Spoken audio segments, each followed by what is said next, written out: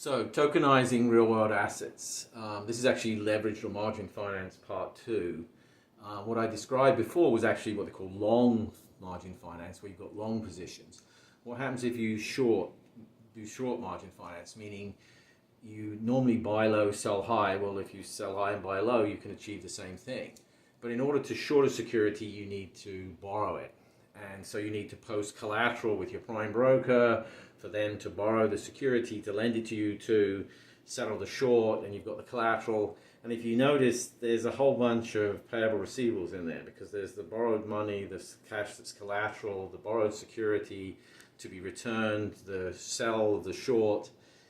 Everything's not just about the transfer of the assets, it's about the payable receivables around that whole financing and managing the spreads. The current enterprise blockchains can only do pre-funded or pre-sourced, effectively long transfers. So they can only capture maybe 10 or 20% of the transactions that you need to understand or manage the credit or risk on a short margin finance. And that's because the blockchains are not really financial ledgers, they're perpetual state change logs. And they can tell you what's happening up until the day. They can transfer pre-funded or pre-sourced positions, but they can't tell you about the future and payable receivables.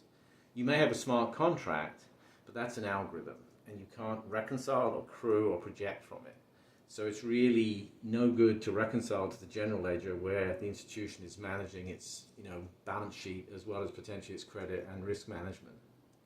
So if you want to understand how L4S Core's Tapestry X as a networked accounting ledgers technology solves for these problems, then please feel free to reach out to me.